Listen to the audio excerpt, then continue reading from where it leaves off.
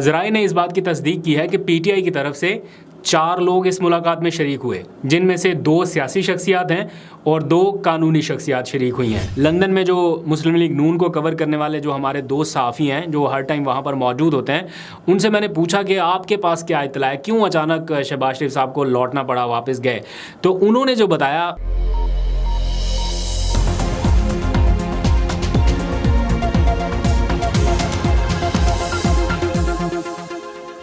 بسم اللہ الرحمن الرحیم، السلام علیکم۔ پاکستان اور دنیا بھر میں دیکھنے اور سننے والوں کو عبد القادر کا سلام۔ گزشتہ روز میں نے آپ کو بتایا تھا کہ ایوان صدر میں ایک اہم ملاقات ہوئی اور اس کے بعد اس کے فالو اپ میں رات گئے ایک اور ملاقات ہوئی جس میں وفد کی سطح پر کچھ لوگ شریک ہوئے۔ اس کی تفصیلات جاری نہیں کی گئیں، لیکن بعد میں نے معلوم کرنے کی کوشش کی کہ کون کون شریک تھا اور کیا کیا کچھ ہوا، تو وہ کچھ تفصیلات حاصل کی ہیں تو وہ آپ کو بتانی ہے۔ آپ کو معلوم ہے کہ کل محمد علی دورانی نے عارف علوی سے ملاقات کی تھی ایوان صدر میں، جس کے بعد 2 لائنز کی ایک پریس ریلیز جاری ہوئی ایوان صدر سے کہ محمد علی دورانی کی صدر مملکت سے ملاقات ہوئی، ملک کی موجودہ صورتحال پر تبادلہ خیال کیا گیا۔ کیا اور ڈسکشن تھی، کچھ نہیں بتایا گیا۔ اس کے کچھ دیر بعد محمد علی دورانی کی پاکستان تحریک انصاف کے وفد سے ملاقات ہوئی، جو انہوں نے کہا تھا کہ میں پی ٹی آئی کے لوگوں سے بھی ملاقات کروں گا اور معاملات کو یا جو مذاکراتی عمل ہے اس کو آگے بڑھائیں گے۔ تو پی ٹی آئی نے اس حوالے سے کل ایک پریس ریلیز جاری کی تھی جس میں یہ تو بتایا کہ پی ٹی آئی کے وفد نے ملاقات کی، لیکن یہ نہیں بتایا کہ اس میں شریک کون کون تھا، صرف ایک شخص کا نام بتایا۔ میں وہ پہلے جلدی سے ایک ان کا جو اعلامیہ ہے وہ پڑھ کے آپ کو بتا دیتا ہوں تاکہ آپ کو آئیڈیا ہو جائے، پھر اس کی تفصیل بتاتا ہوں۔ اعلامیہ کے مطابق تحریک انصاف کے وفد کی سربراہی سابق اسپیکر قومی اسمبلی اسد کیسر نے کی، اور اس ملاقات میں ملک و قوم کے وسیع تر مفاد کو سامنے رکھتے ہوئے قومی اتفاق رائے کی ضرورت پر زور دیا گیا۔ ملاقات میں محمد علی دورانی کی جانب سے پاکستان، جمہوریت اور فوج کے حوالے سے مرتب کردہ جو نکات ہیں ان پر اصولی اتفاق کیا گیا۔ تحریک انصاف کی جانب سے ملک کو سیاسی بحران سے نکالنے کے لیے محمد علی دورانی کی کوششوں کا اعتراف کیا گیا اور مثبت پیش رفت ہونے پر مزید ملاقاتوں پر بھی اتفاق ہوا۔ یہ ہے پی ٹی آئی کا اعلامیہ جو جاری کیا گیا، لیکن اس میں یہ نہیں بتایا کہ کون کون شریک تھا اور کیسے کیسے معاملات آگے بڑھنے ہیں۔ تو میں نے کل کے ولاگ میں آپ سے پرومس کیا تھا کہ کچھ مزید ڈیٹیلز جیسے ملیں گی آپ سے شیئر کروں گا۔ تو ذرائع نے اس بات کی تصدیق کی ہے کہ پی ٹی آئی کی طرف سے 4 لوگ اس ملاقات میں شریک ہوئے، جن میں سے 2 سیاسی شخصیات ہیں اور 2 قانونی شخصیات شریک ہوئی ہیں۔ سیاسی شخصیات میں سے ایک کا ذکر تو خود انہوں نے اپنی پریس ریلیز میں کر دیا کہ سابق اسپیکر قومی اسمبلی اسد کیسر شریک ہوئے تھے۔ عمران خان صاحب کے اعتماد کے بھی آدمی ہیں۔ آپ کو یاد ہوگا جب عمران خان صاحب نے انیشیلی مذاکرات کے لیے کمیٹی، اپنی 2 رکنی کمیٹی کو بھیجا تھا جس میں یہ تھے اور پرویز خٹک تھے، تو وہ واپس ہی نہیں آئے۔ پرویز خٹک صاحب تو پریس کانفرنس کر کے نکلے، لیکن اسد کیسر نے اس وقت پریس کانفرنس نہیں کی تھی۔ خیر، اس ملاقات میں جو دوسری سیاسی شخصیت آپ کہہ لیجئے پی ٹی آئی کی طرف سے جس کی نمائندگی تھی، وہ پی ٹی آئی کے سیکرٹری اطلاعات رؤوف حسن تھے، وہ شریک ہوئے، اور 2 شخصیات کا تعلق عمران خان کی قانونی ٹیم سے ہے۔ نام معلوم ہے لیکن درخواست کی گئی ہے کہ اس اسٹیج پر ان کے نام ظاہر نہ کیے جائیں، تو ایز پر پرومس نام ان کے بتانا ضروری نہیں ہے۔ تو قانونی ٹیم کے لوگوں کو اس ملاقات میں شامل رکھنے کا مقصد کیا ہے؟ کویشچن یہ ہے، یہ مقصد ہے کہ جو بھی بات چیت اس مذاکراتی عمل کے دوران ہو وہ عمران خان تک بھی پہنچائی جا سکے، اور عمران خان کو معلوم ہو کہ اگر کوئی مذاکرات ہو رہے ہیں پس پردہ تو کن بیسس پر ہو رہے ہیں اور کون سے پوائنٹس پر ہو رہے ہیں، کیونکہ جو پی ٹی آئی کے یا پارٹی کے سیاسی لوگ ہیں ان کو ابھی عمران خان تک رسائی نہیں ہے as compare to lawyers team. تو لائرز جا کے عمران خان صاحب سے ملاقات بھی کر لیتے ہیں، آلدو کہ آج انہیں نہیں جانے دیا گیا، عدالتی آرڈرز کے باوجود بھی یہ بتایا گیا کہ جو مخصوص دن ہے صرف انہی میں ملاقات کر سکتے ہیں، لیکن پھر بھی وکلا as compare to political personalities زیادہ آسانی سے جا کے مل سکتے ہیں۔ تو اس لیے جو بھی بات چیت اس دوران ہو رہی ہے وہ نیکسٹ میٹنگ میں عمران خان صاحب تک پہنچائی جائے گی، اور پی ٹی آئی کے لوگوں کا یہ ماننا ہے کہ فائنل اتھارٹی یا جو بھی گو ہیڈ دینا ہے یا کسی معاملے میں اگر کوئی پیش رفت ہونی ہے وہ جب تک عمران خان صاحب کی رضامندی سے مشروط نہیں ہوگی یا وہ گرین سگنل نہیں دیں گے تب تک نہیں ہو پائے گا۔ اس لیے بیک ڈور جو کوششیں ہیں وہ کہی جا سکتی ہیں کہ پہلے سے زیادہ تیز ہیں اور کوئی پازیٹیوٹی کی طرف جاتا معاملات دکھائی دے رہا ہے۔ اب عمران خان صاحب تک کیا معاملات پہنچائے جائیں گے اور وہ آگے سے کیا کہتے ہیں، ایک بات تو طے ہے کہ معاملات کسی ڈیل کے نتیجے میں تو حل نہیں ہونے، کیونکہ عمران خان صاحب ڈیل کر کے نہیں آنے والے. یہ ان کے جو سیاسی مخالفین ہیں وہ بھی جانتے ہیں, سمجھتے ہیں کہ ڈیل تو کسی صورت نہیں ہوگی. ہاں البتہ کسی سیاسی بریک تھرو کی صورت میں یہ معاملات آگے بڑھ سکتے ہیں. گزشتہ رات جو ملاقات ہوئی اس میں 3 ایجنڈا پر زیادہ تر گفتگو ہوئی ہے, اور قومی سطح پر ان تمام معاملات پر اصولی اتفاق کیے جانے پر رضامندی ظاہر کی گئی ہے. مجموعی طور پر میں نے جاننے کی کوشش کی تو پتہ چلا کہ مثبت اشارے اور مثبت رد عمل جو ہے وہ اب تک سامنے آیا ہے.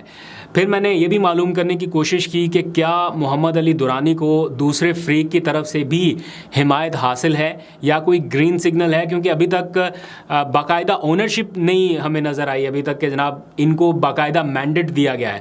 تو جواب یہ ملا کہ اگر مینڈیٹ نہ ہوتا یا گرین سگنل نہ ہوتا تو معاملات یہاں تک نہ پہنچتے اور نہ یہ اتنی زیادہ ملاقاتیں ہوتی, بلکہ انہیں شاید روک دیا جاتا ملاقاتیں کرنے سے. تو جو خاموشی ہے وہ نیم رضامندی سمجھی جائے.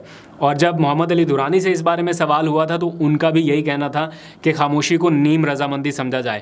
تو بہرحال اس سارے ماحول میں اگر اتنی سی بھی کہیں ایفرٹ ہو رہی ہے پازیٹیوٹی کی طرف جانے کے لیے تو اس کو سراہا جانا چاہیے, اس کو اپریشیٹ کیا جانا چاہیے.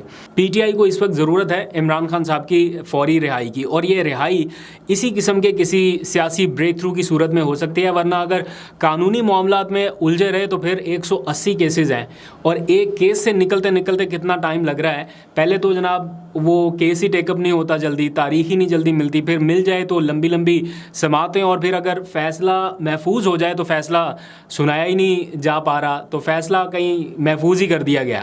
تو جب تک فیصلہ محفوظ رہے گا وہ تب تک بھی پی ٹی آئی کے لوگوں کے لیے کوئی اچھی بات نہیں ہے کہ وہ اس محفوظ فیصلے کے ساتھ بھی سپریم کورٹ نہیں جا سکتے, اگلا فورم نہیں استعمال کر سکتے. تو 180 کیسز سے نکلتے نکلتے کتنا ٹائم لگے گا یہ آپ بہتر جانتے ہیں. تو اسی لیے اسی قسم کا کوئی پولیٹیکل بریک تھرو جو ہے وہ ہونا بڑا ضروری ہے.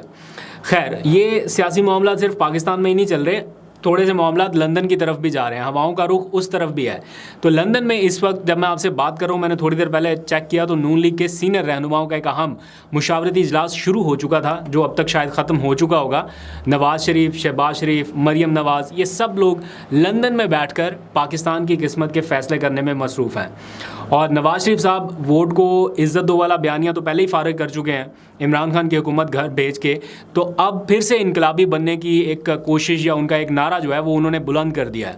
اور وہ کہتے ہیں جب تک میری حکومت گرانے کی سازش میں ملوث سارے کرداروں کو کیفر کردار تک نہیں پہنچایا جاتا ملک آگے نہیں بڑھے گا. وہ سابق آرمی چیف سمیت مستقبل کے چیف جسٹس اور سابق ججز کو لے کر بہت سخت موقف اپنا رہے ہیں. لیکن اسی دوران ان کے جو اپنے قریبی ساتھی ہیں رانا ثناءاللہ, انہوں نے عمران خان کی حکومت گرانے کے لیے جو اعتراف کیا وہ بذات خود اس سے بھی ایک بڑا خطرناک بیان ہے. تو بیانیہ جو نواز شریف صاحب بنا رہے ہیں اور جو گراؤنڈ ریالٹیز ہیں یہ دونوں بہت ڈیفرنٹ ہیں. مطلب جس چیز کے خلاف وہ خود بیانیہ بنا رہے ہیں اسی قسم کی چیز میں وہ خود اور ان کے ساتھی ملوث دکھائی دیتے ہیں. وہ آ کے خود سے اعتراف کر رہے ہیں کہ جناب ہم نے یہ سارا کام اس لیے کیا. اور اس حوالے سے فیصل واڈا کا جو بیان ہے وہ بھی بڑا غور طلب ہے, جس میں وہ یہ کہہ رہے ہیں کہ نواز شریف کو سخت پیغام بھیج دیا گیا ہے. اب سوال یہ ہے کہ کیا اتنی ضمانتوں اور اتنی یقین دہانیوں اور اس قسم کے فیوریبل ماحول کے باوجود نواز شریف صاحب کی واپسی کھٹائی میں پڑ سکتی ہے؟ شہباز شریف نواز شریف سے ملاقات کے لیے اچانک لندن کیوں گئے, یہ کویشچن بہت ریز ہو رہا ہے. تو میں نے لندن میں جو مسلم لیگ نون کو کور کرنے والے جو ہمارے دوست صحافی ہیں جو ہر ٹائم وہاں پر موجود ہوتے ہیں, ان سے میں نے پوچھا کہ آپ کے پاس کیا اطلاع ہے, کیوں اچانک شہباز شریف صاحب کو لوٹنا پڑا, واپس گئے. تو انہوں نے جو بتایا, یہ ان کی انفارمیشن ہے, میرے پاس نہیں ہے, انہوں نے جو بتایا وہ یہ کہ قطر کے ایک اعلیٰ سطح وفد کی نواز شریف سے ملاقات ہونے جا رہی ہے, اور اس ملاقات میں کچھ اہم چیزیں جو ہیں وہ طے ہونی ہیں.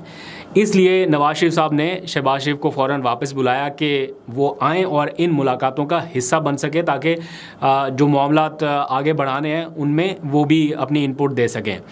آگے بڑھتے ہیں. سپریم کورٹ کے حکم پر عمل درآمد کا سلسلہ آپ کو پتہ ہے جاری ہے, اور آج دوسرے دن بھی سیاستدانوں کے مبینہ کرپشن کے جو کیسز ہیں ان کا ریکارڈ احتساب عدالتوں میں پہنچ گیا ہے.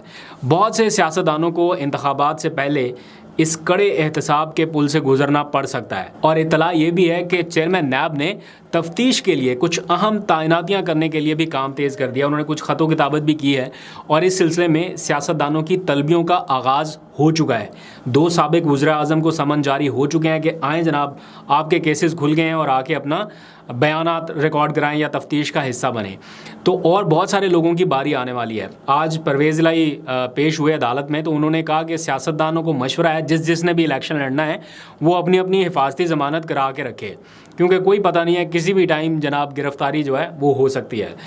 آخر میں جاتے جاتے ایک خبر پیپلز پارٹی کے حوالے سے کہ انہوں نے سردار لطیف کھوسہ صاحب کی جو رکنیت ہے وہ معطل کر دی ہے. صرف بنیادی رکنیت ہی نہیں بلکہ ان کی سینٹرل ایگزیکٹو کمیٹی کی جو رکنیت ہے وہ بھی معطل کر دی گئی ہے, اور موقف یہ اپنایا گیا ہے کہ سیکرٹری جنرل پیپلز پارٹی کی جانب سے ان کو ایک شو کاز نوٹس جاری کیا گیا تھا 1 ہفتہ پہلے, تو مدت پوری ہونے تک لطیف کھوسہ نے اس کا جواب نہیں ابھی تک جمع کرایا. اس لیے ریئیکشن کے طور پہ یا رد عمل کے طور پہ ان کی بیسک ممبرشپ جو ہے وہ سسپینڈ کر دی گئی ہے. اس کا معاملہ تب شروع ہوا جب کچھ سینئر رہنماؤں نے پیپلز پارٹی کی قیادت سے یہ شکوہ کیا تھا کہ لطیف کھوسہ عمران خان کا کیس لڑ رہے ہیں, اور اس بات کی نہ تو پیپلز پارٹی سے اجازت لی گئی اور نہ انہیں یا ان کی لیڈرشپ کو اعتماد میں لیا گیا.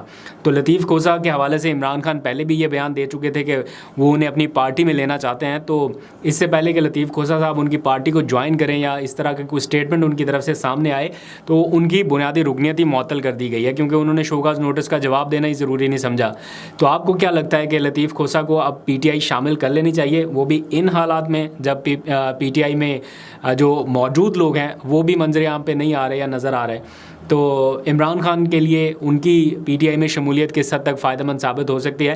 ظاہری بات ہے کیسز لڑنے کے لیے یا جو قانونی دماغ ہے وہ تو پارٹی میں ہر سطح پہ ہونے چاہیے. اسی لیے عمران خان صاحب اعتزاز احسن کی اور لطیف کھوسہ کی اور اس جیسے اور بہت سارے لوگ جو دیگر پارٹیوں کے ہیں ان کی بڑی رسپیکٹ کرتے ہیں. تو قانونی ونگ جو ہے وہ کسی بھی پارٹی کا جتنا زیادہ اسٹرانگ ہوگا وہ اتنی زیادہ لیگل بیٹل آسانی سے لڑ سکتے ہیں. تو لطیف کھوسہ کے لیے پی ٹی آئی کے دروازے تو کھلے ہی ہیں. یہ نقصان لطیف کھوسہ کا ذاتی حیثیت میں نہیں ہے بلکہ پیپلز پارٹی کا ہے. تو لیٹس سی آگے کیا کیا ہوتا ہے, آپ کو اپڈیٹ کرتا رہوں گا.